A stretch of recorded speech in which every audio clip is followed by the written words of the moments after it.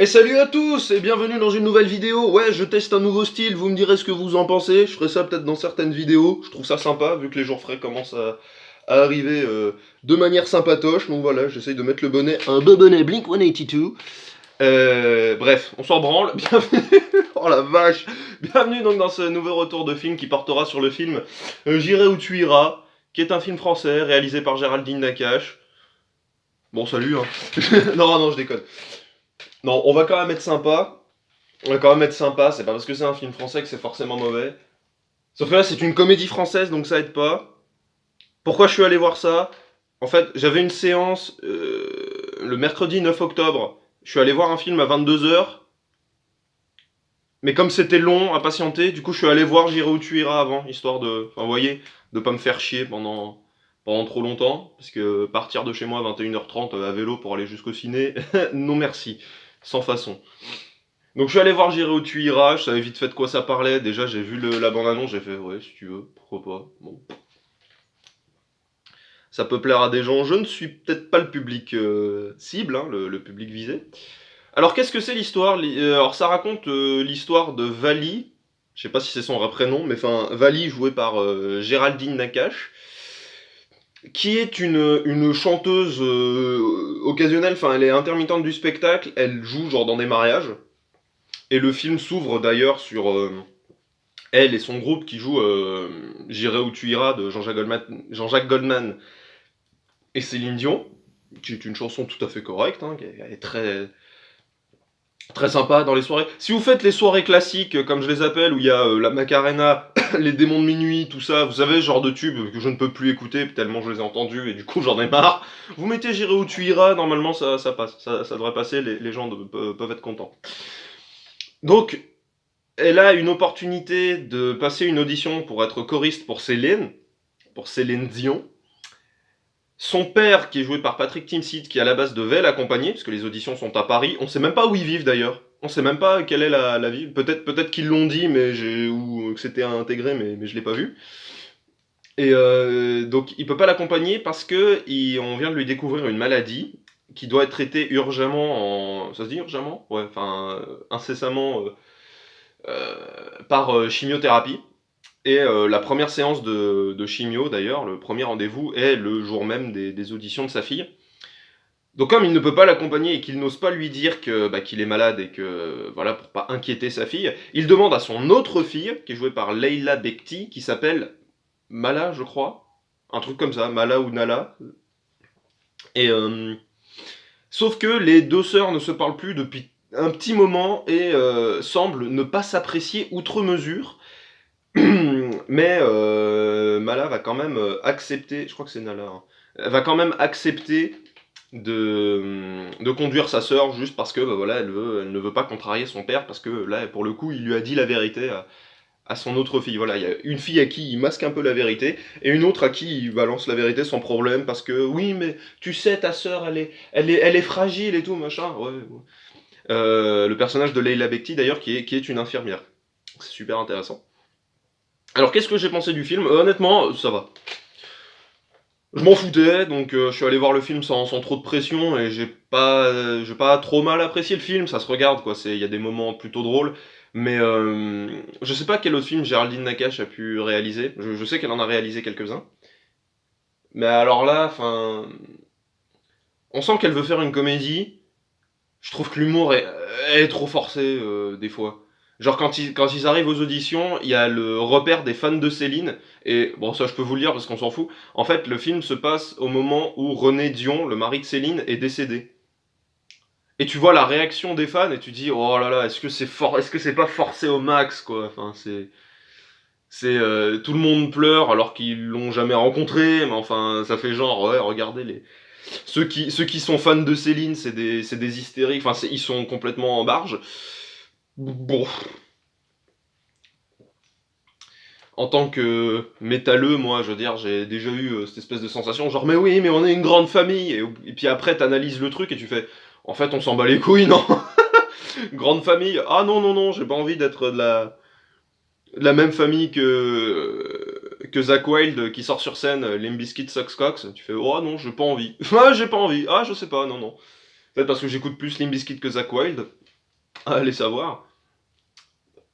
Là, il y a des gens qui vont me dire quoi? T'écoutes pas Zack Wild? S'en fout les mecs, s'en fout. Non, on s'en branle. Mais pour revenir sur le film, en fait, l'humour est parfois drôle, mais il est surtout lourd en fait.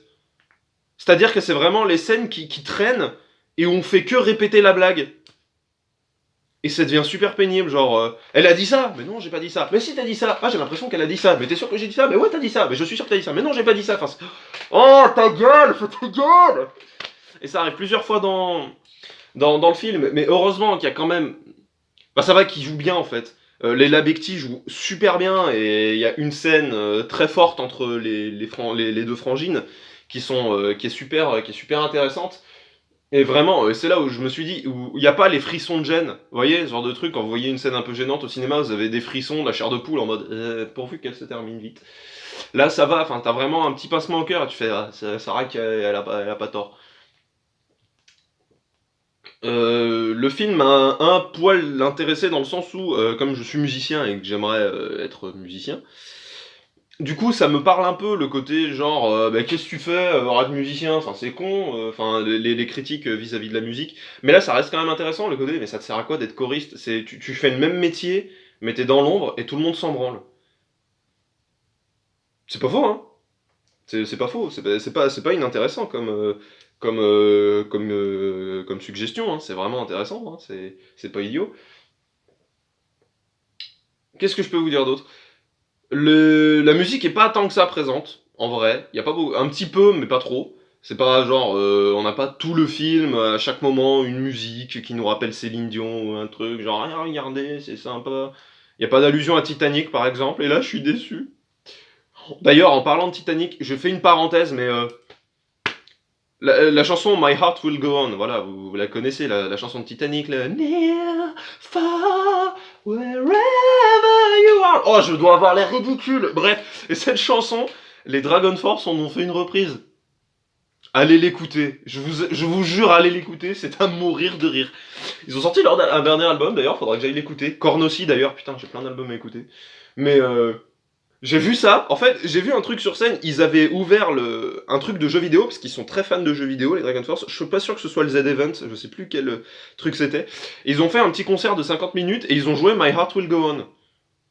Mais dans leur style, les Dragon Force, si vous connaissez pas, c'est un groupe de power metal, c'est-à-dire bah t'as des guitares, enfin voilà, et ça va super vite, et c'est de l'epicness totale. Et et donc imaginez cette chanson My Heart Will Go On, qui est quand même très douce à la base, reprise par les Dragon Force à 2000 à l'heure, avec les putains de riffs de guitare, et ça va, mais ça va à 2000 à l'heure, mais c'est génial, allez l'écouter, c'est trop bien.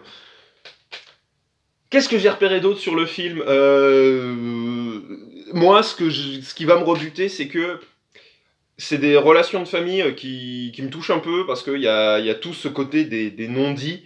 Voilà, le père qui est malade et qui veut pas le dire parce qu'il veut pas inquiéter sa fille. Pareil, la fille qui dit pas qu'elle s'est séparée de son mec parce qu'elle veut pas inquiéter son papa. Et puis le papa, le premier truc qu'il fait, c'est qu'il fait des blagues. Et quand t'as sa fille qui lui dit mais arrête, maintenant écoute-moi, il dit mais non mais ma fille, mais tu sais bien. Enfin, j'ai horreur de ce genre de personnage en fait. C'est vraiment, ça me fait penser au film de Xavier Dolan, si vous l'avez pas vu, allez le voir, qui s'appelle Juste la fin du monde. Qu'avec c'est Gaspard Uriel, je crois que ça s'appelle comme ça, Vincent Cassel, Léa Seydoux, Marion Cotillard, enfin vraiment une super brochette d'acteurs sur justement quelqu'un qui vient revoir sa famille et il a quelque chose d'important à leur dire, mais il n'arrive pas à leur dire. Et du coup, ça joue sur tous ces non-dits et le côté du bah t'as quelque chose à dire, puis il est comme ça, puis non, c'est bon. Et on retrouve un peu ça quand même dans le J'irai où tu iras. Donc ça me touche quand même pas mal parce que enfin dites la vérité. Au bout d'un moment, merde, enfin, putain, il y a rien de plus désagréable au monde d'apprendre que quelqu'un nous a menti. Enfin, si, il y a plus désagréable. Mais c'est vraiment ignoble, quoi. Et pour ça, je vais citer un film qui avait pas été très bien reçu, qui s'appelle Jumper, et qui était avec Hayden Christensen, l'interprète d'Anakin dans la prélogie Star Wars. Et un film que j'avais trouvé absolument génial, qui est pas ouf, hein, mais j'adore ce film. Peut-être parce que je l'ai vu quand j'étais gosse, ça joue peut-être. Mais même en l'ayant revu, j'ai beaucoup apprécié. Le film est super bien foutu et amène vachement bien ses enjeux. Je le trouve super bien. Et il y a une phrase que j'aime beaucoup. c'est sa petite amie en gros, et elle lui dit écoute, si tu veux pas tout me dire, c'est pas grave, mais ne me mens pas. J'ai entendu cette phrase, j'ai fait voilà, point, voilà, c'est tout, c'est tout. Et je retrouve un peu ça dans ce film, quoi. C'est le côté arrêtez de mentir aux gens. Putain, vous voulez pas dire la vérité, mais dites-le.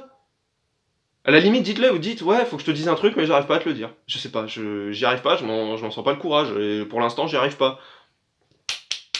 Hop, c'est tout, fini. D'ailleurs, j'ai un pote, sans divulguer évidemment, à qui je fais des gros bisous, il se reconnaîtra.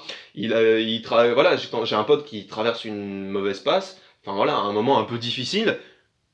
Je lui dis, qu'est-ce qui t'arrive? Il me dit, écoute, pour l'instant, je peux pas t'en parler.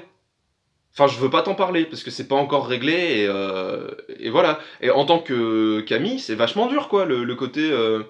Merde, je peux pas l'aider en fait, je peux même pas échanger avec lui, je peux pas, mais le seul truc que je peux être, c'est là pour lui quand il en a besoin, quoi.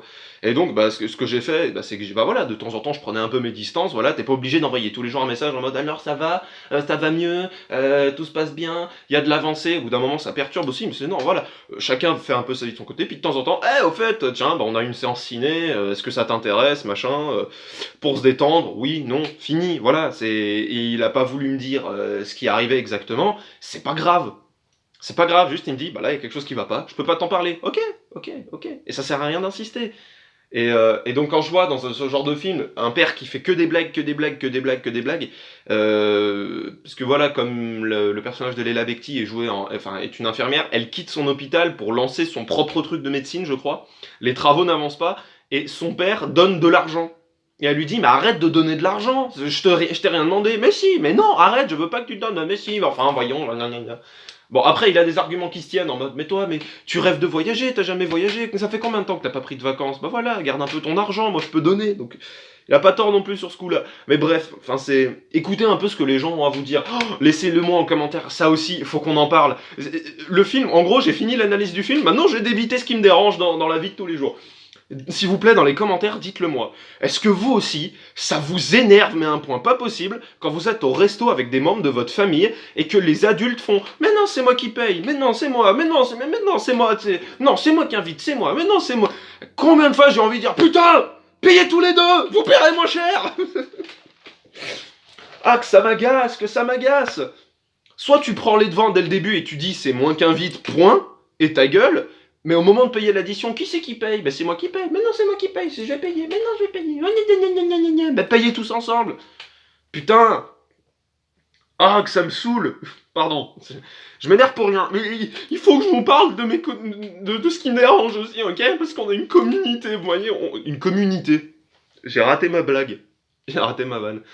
Bref, donc, pour J'irai où tu iras, honnêtement, allez le voir ou pas. S'en bat les couilles, enfin c'est malheureusement une énième comédie française comme on en voit beaucoup trop.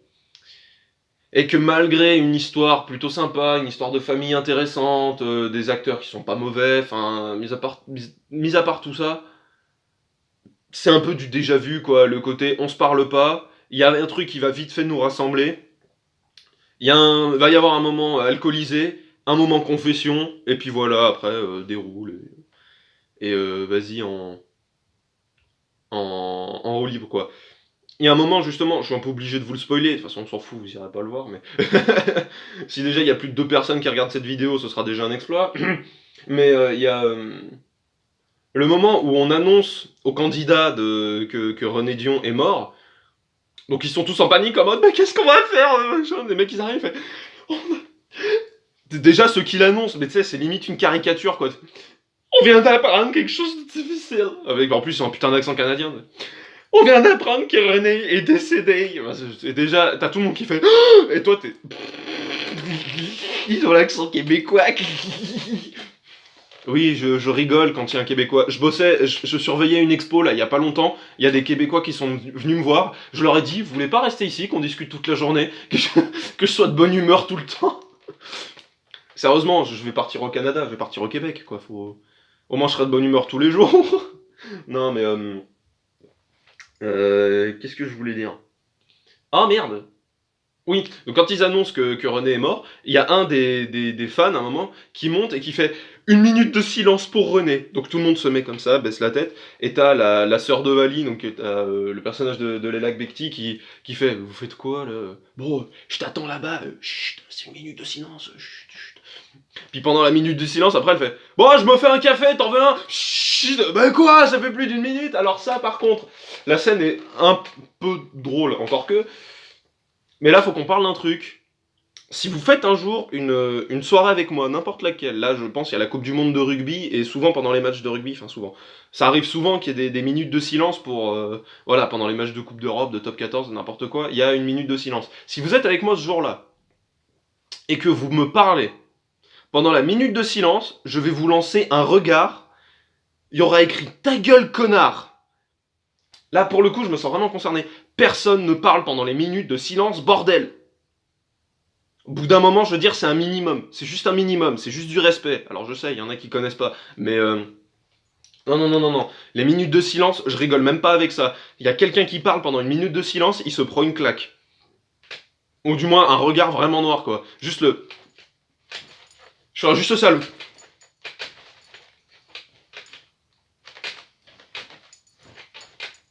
Je ferai ça.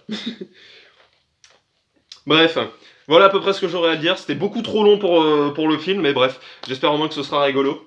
Bref, donc je vous encourage pas vraiment à aller le voir. Mais bon, si vous avez envie, si vraiment, en fait, si vous savez pas quoi faire de 12 €, parce que oui, j'ai vu que le plein tarif maintenant c'était 12 €. Ils sont mignons, hein, le cinéma. C'est vrai que j'ai un abonnement, putain. Si jamais vous avez envie de mettre 12 € quelque part, mais allez pas voir ce film, allez voir un autre. Mais si vraiment vous avez envie d'une comédie, bah allez, pourquoi pas. Si vous avez des places gratuites, vous voyez, des places offertes, bon, j'ai envie de me faire une comédie, bon bah allons voir ça, pourquoi pas. Si vous aimez bien Céline Dion, peut-être. Voilà, genre la communauté des fans qui fait comme ça, genre ah oui, allez, on est une communauté, on s'aime fort et tout, machin. Mais non, je t'aime pas, ta gueule. Enfin, bref. Bon, il y aurait peut-être encore d'autres choses à dire, mais à part vous détailler des scènes, ce serait pas intéressant. Donc, merci d'avoir regardé cette vidéo. N'oubliez pas de commenter sur ce magnifique bonnet, et si ça me fait une tête de con, ce qui est très probable, mais dites-le moi quand même, hein, si jamais je le garde pour les prochaines vidéos ou pas. En attendant, bah, je vous souhaite le meilleur. À bientôt pour une prochaine vidéo. Partagez, commentez, mettez le petit like si vous avez aimé, hein, c'est très sympathique. Et puis, bah, à bientôt pour une prochaine vidéo. Salut tout le monde!